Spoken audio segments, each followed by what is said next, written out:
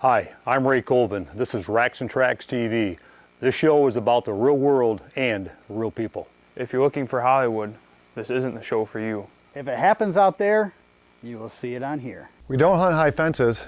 We believe in fair chase and getting the youth involved. If you're looking for a 180 class buck, you probably won't find that here. Remember, we do live in Michigan. We hope you enjoy today's show.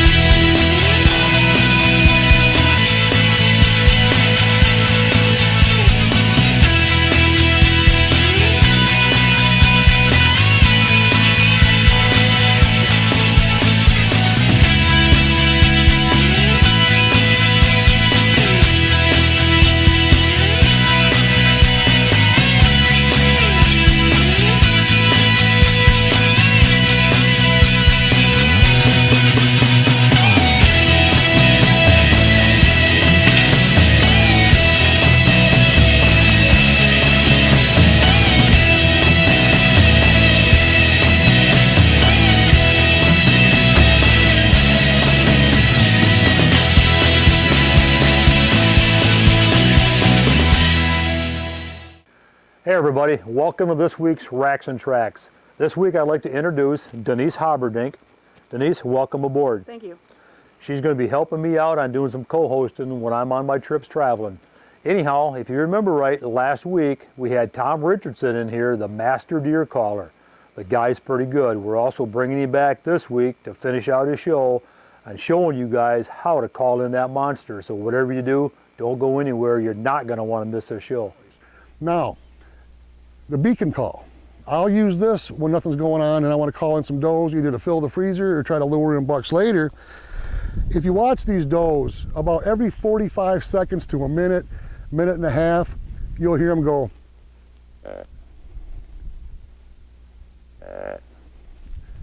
They're letting their fawns know where they are. Usually that's a mother-daughter. They're actually talking to their fawns, letting them know where they are, because the fawns aren't paying any attention. You know, their kids are playing around. They're wandering. Now, if you ever looked up and they watch the fawn, they look up and see mama's gone, they kind of panic. And this is the call they'll make. And this is what you guys want to make when you want to call in, say you're sitting on a cornfield, you're not seeing anything, because other does will hear this. Now remember, the maternal instinct hasn't got to be her biological fawn.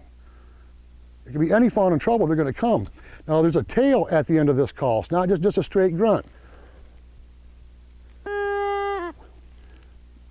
The word blue in our language, I blew a tire, I feel blue, the color blue, the wind blue, is pronounced exactly the same with a totally different meaning. It's the same thing here. So that's a perfect example is that grunt. The duration with that contact grunt, the 1 second burst versus the 8 second drawn out call, same tone, same call, totally different meaning. One's hi, how are you? And the other one's, I'm coming to you, Ethel, because I'm dying.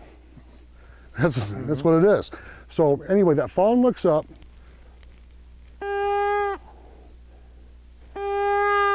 It almost sounds like it's the word mom, actually. And when that doe answers that baby, there'll be a tail at the end of that one too.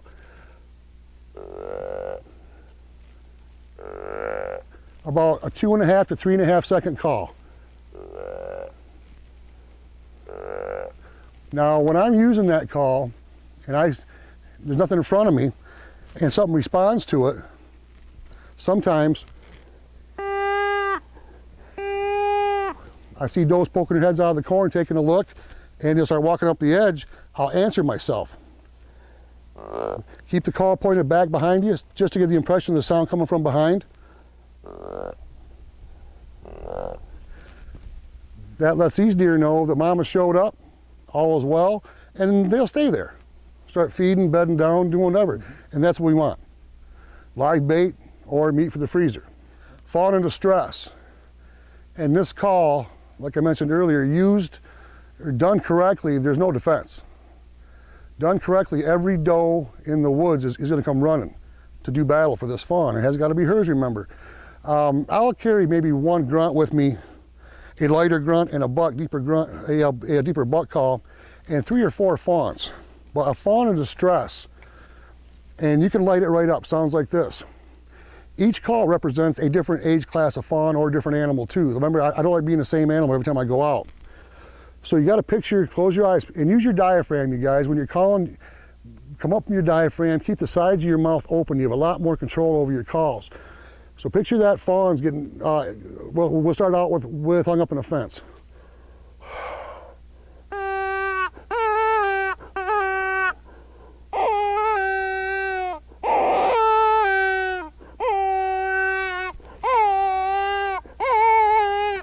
You want to keep your eyes out right around here, because I wouldn't be.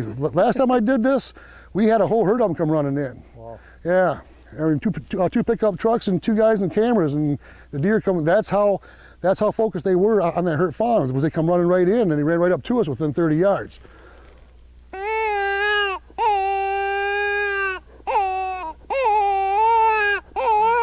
He's hurt. He wants mom. Be as forlorn, as pitiful as you can. Now, getting ate by a coyote, we're going to go to the next level. And that's got to hurt, and that's what you got to convey. Now, this is a good one to use when you got that doe out there being chased by that buck. Okay.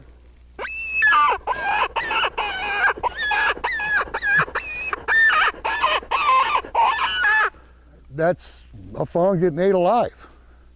I know it's terrible, but it's a fact. That's Mother Nature. There's no mercy. The way it is in the wild. It is, so we're conveying this fawn is being hurt, and done correctly. That call right there is your best friend. That lost fawn, and the fawn in distress. Now we can go on and on and on. There's hungry fawn. There's all kinds of different noises fawns make, but it take hours to cover everything. But you got the idea. Those are the key. Those are the key. You want to master, those does are tending their young, and they'll come to their young when they need food,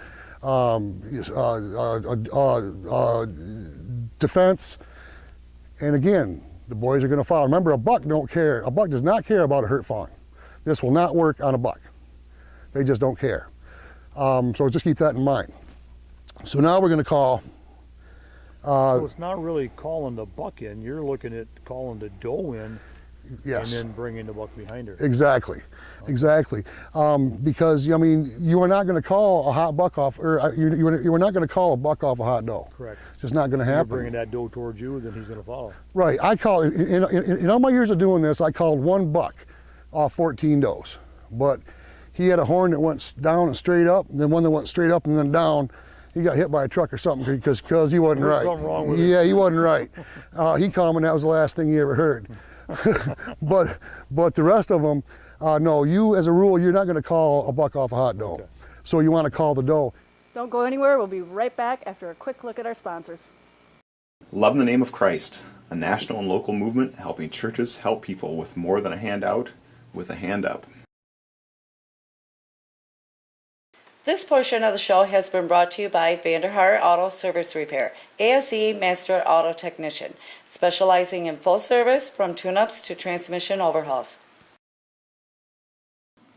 Specialized Demolition has been in the demolition, excavating, and environmental field since 2001. We are staffed with demolition, excavating, and environmental professionals and are equipped with the latest technology to handle any demolition, excavating, or environmental need you may have. Our greatest commitment is to please the customer and do everything possible to ensure their project is done safely and on schedule. Give Specialized Demolition a call for a free estimate.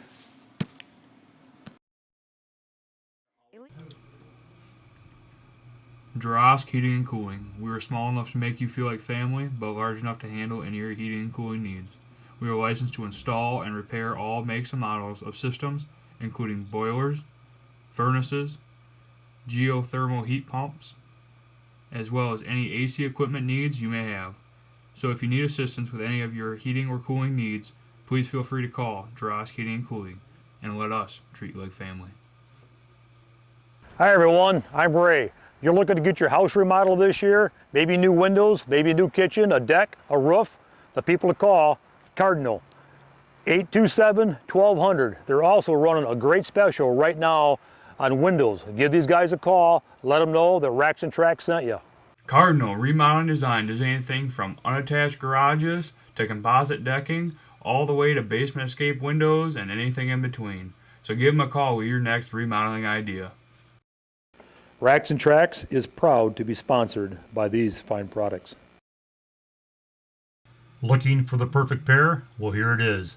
The Prime Bow, made by G5, and the Striker Broadhead, a match made in heaven.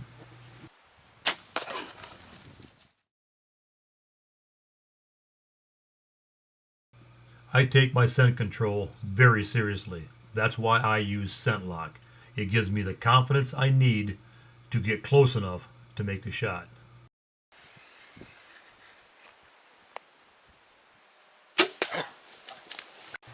You'll never second guess your shot placement again. Shoot Luminoc. You'll always know where your arrow goes.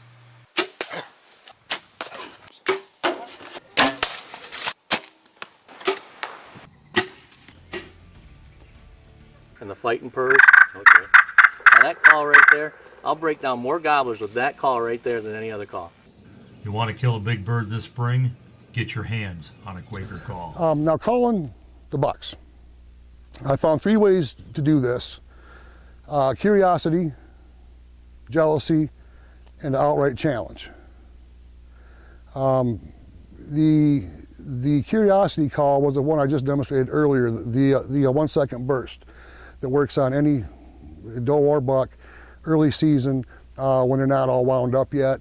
It's just like a contact call, hi, how are you?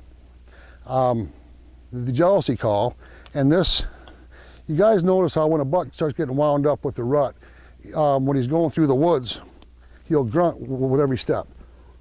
Going through the woods. Well, what I'm trying to do now is, again, I know where the bucks are probably bedded. They're probably all within earshot. And what I want to do is give the impression, and I actually seen this happen to me.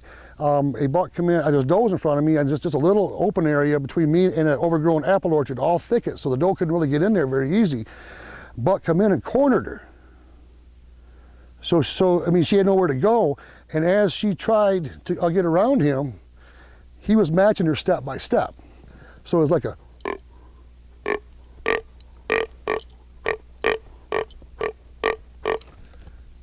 that gives the impression to any, because deer have heard this before, these bucks, that's telling them that there's a strange buck out there that has one of his does cornered trying to breed her, and they're going to poke their heads out and take a look. What's going on? Exactly, yes. They will come in. Okay, now we covered the curiosity call, which was the 1 second burst. Now to call bucks using jealousy. Again, we talked about the grunt step, where he grunts with every step with the doe cornered. Now here's one, and a buck will make this sound just before he's ready to breed a hot doe. It'll come from the back of his throat, and it's really guttural. It's a ticking, and again, we're giving deer that are bedded down, that are within earshot, or even bucks that you see out here, and you want to try to bring them in, giving the impression that there's a hot doe about ready to be bred, and it sounds like this.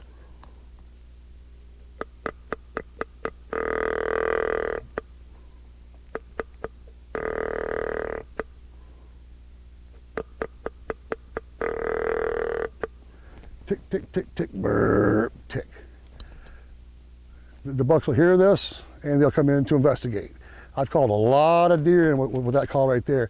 That's probably the hardest one, for me anyway, to make. Again, keep the sides of your mouth open, and practice this at home while you're watching TV.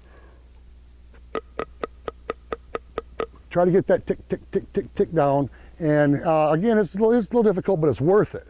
So it's just a series of ticks, a grunt, followed by a tick.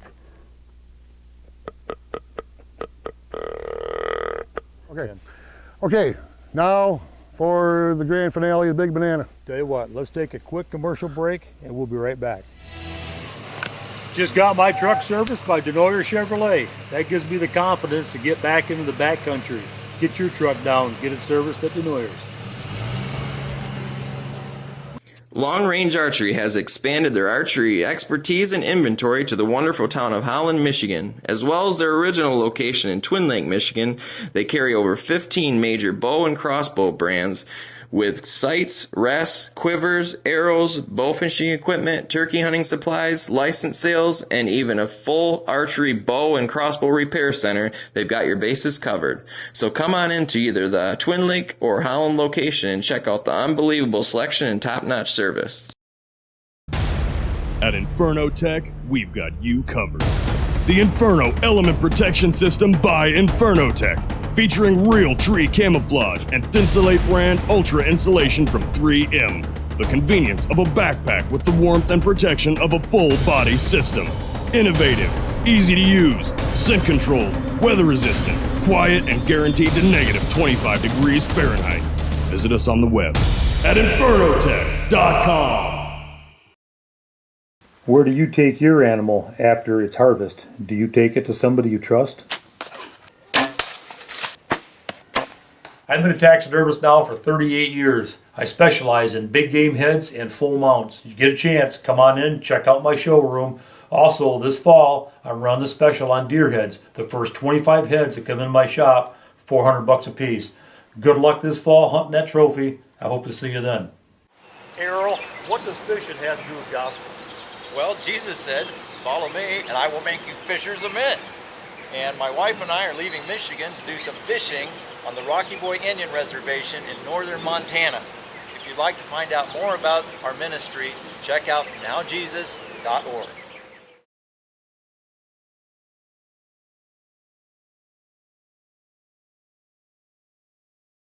Racks and Tracks is proud to be sponsored by these fine products. Why mess with flimsy hangers when you can use the Zip Start made by Slate River? They start the first time, every time. When you're hunting that trophy this fall, don't cut corners. Why cover up when you can eliminate? Use ATSCO Scent Eliminator. Juice up your food plot this fall with the new salad dressing made by Tinks. The deer love it. You will too. Well, hey everybody, welcome back to the show. I'm standing here with Tom Richardson, and we are talking about deer calling. So go ahead, Tom. Okay. Now here's the one that is, again, I joke around an awful lot when I'm doing my stuff, get a little animated, but this one is dead serious, really. I almost got killed a couple years ago doing this. That's about 5 years ago now, 5 or 6. Barry Wetzel taught me this. A few old timers out there, you remember Barry and Gene, the twins, use recurves. They forgot more than I'm ever going to know. Mm-hmm. And again, this is a learning process. You never know everything, but you learn and you build on it and you keep learning until you die. Well, I asked Barry, if you had one call to use, just only one, what would it be? And he said, the wheeze. I said, the grunt snort? And he goes, no, just the wheeze. And he showed me how to do it. Well, it was November 14th, 4 or 5 years ago. I was doing that ticking. One of my best stands is like 30 feet off a road. But right across that road is a swamp and bedding area. And I'd been ticking, and I brought this buck in. I arrowed him, he took off, he dropped. I got him cleaned up, and I was heading back to my truck. It was 12:30 in the afternoon, 14th of November, snowing, sleeting, and I'm walking back, and there's standing corn to my right. I'm walking up the edge, heading north. Picked corn about 80 yards, then standing corn over to the west. And I looked over, and there's probably 140, 150 class 10 point with his head down, bird dogging. I dropped down to one knee, threw my poncho over my head, and hit him with a call, burp, burp, nothing. So I tried the ticking I talked about earlier, tick, tick, tick, tick, burp, tick, nothing. Then I remember what Barry taught me. Now remember the color blue we talked about earlier? It's pronounced the same, it has a different meaning. Same thing here. This is a blow. It's a wheeze. Now when deer make you, they'll see you and that's an alarm. That's all the other deer in the area know something's not right and to take off. Now this call, you've got to make yourself mad. This is where the intensity, the volume, the emotion come into play, the duration of the call. You've got to make yourself mad. There's that buck that has been breeding my does all season. He's probably the one that made that scrape earlier and kicked all the stuff in there. I mean, look at, you see on my arms, it's 80 degrees out here. I got goosebumps and hair stand up my arms because I know what's coming. You clench your teeth. I'll clench your teeth, come up from the diaphragm.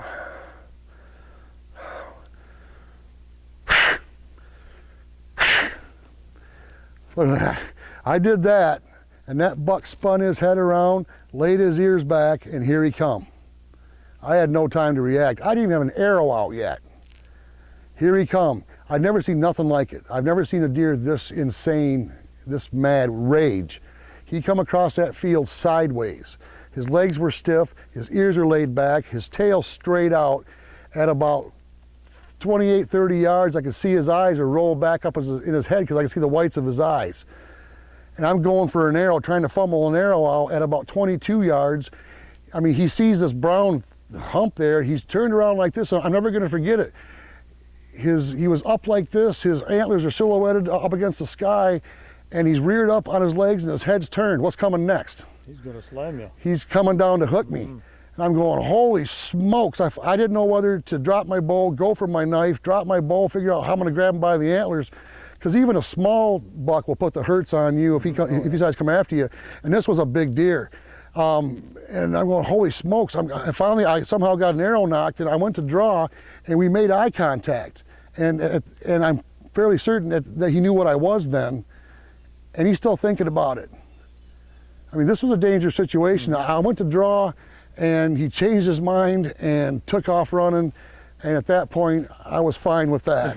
You were okay with that? I was fine with that. No one didn't have to wrestle a big buck out in the woods. I just sat down and what just happened? That call right there is a direct challenge to fight to the death. And if he comes to this, like I told you, he's not coming to talk about the weather, he's coming to kill you. So you want to be really aware when you use that. You want a sharp, loud burst through your teeth and give it that intensity, that emotion. You're furious. That conveys to him, and if he takes you up on it, hold on. He's coming. He's coming. He's coming fast. That sounds exciting. Oh, very, very. It was very exciting. Yeah, that's one way of putting it. I had to buy some new shorts when I got back home. So anyway, some of the stuff that we just covered, again, I'm going to open the door for you guys. Expound on it, build on it, and use different techniques in your own scenarios. But just remember, the fawn-doe relationship is the key to everything. To be consistent, just to fill your freezer, or I'll bring in bucks later. You want does around you all the time. Learn other animals in the woods. Now, say for example, I remember he's got my other lanyard on. Your calling worked. You called in 100 deer, 200 deer. There might be 1,000 deer under you, covered for as far as you can see. Well, now it's nighttime. Time to go home. What are you gonna do now? I mean, you're calling work, but it got too dark for a shot, and you got 200 deer under you now. Maybe 300. Yeah, you can blow them all out. Of course, you got 300 deer. I'm just making a joke, but you got deer under you. So I want these deer to move off now without knowing I'm human. And what I do there is, what's this call right here?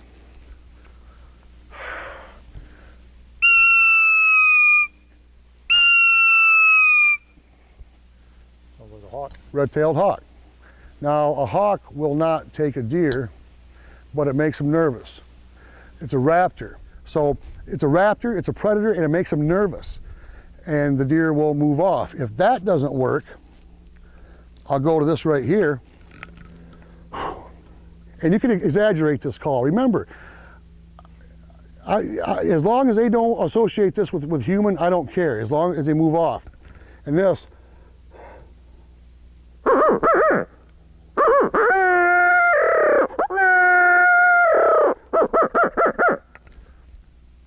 is a hooty owl. Who cooks for you? Who cooks for you all? Again, it's a raptor, it's a predator. Excuse me. I've never heard of an owl taking a deer, but again, it'll make them nervous enough to where they'll move off. If that doesn't work, take off your boot and whip it at them because it's supper time and it's time to go home. I'm out of here. Enough of this. Enough of this. So again, observe what's around you and try to become a part of it. On that, I guess just like I say, take what you learned here today and build on it, and I wish you the best of luck. Well, hey Tom, I'll tell you what, man, I've been to some of your seminars, I've listened to you. It seems like every time I listen to you, I learn something. Thank you. I enjoy your seminars, I enjoy your speech, and I'm sure the audience out there, I'm definitely sure that they learned something today. I hope so. Yep, I did. Well, hey everybody. My pleasure. We hope you enjoyed today's show as much as we enjoy bringing it to you. Until next week, I'm Ray Colvin, and we'll see you right here on Racks and Tracks. Now here's another trick for you guys too. Now everybody's probably got one of these. Now it's used like that, but I don't use it that way. What I'll do is turn it around, and there's that little hole in the bottom.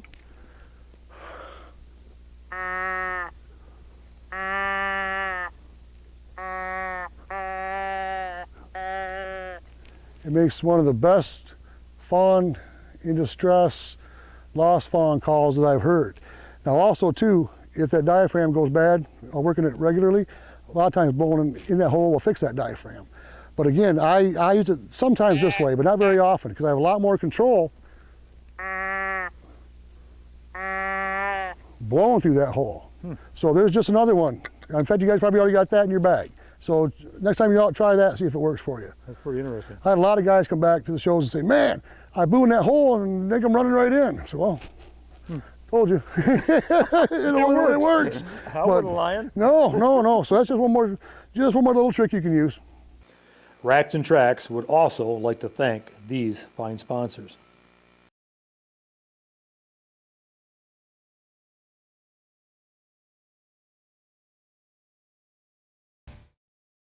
Racks and Tracks has been brought to you by Now Jesus Ministries.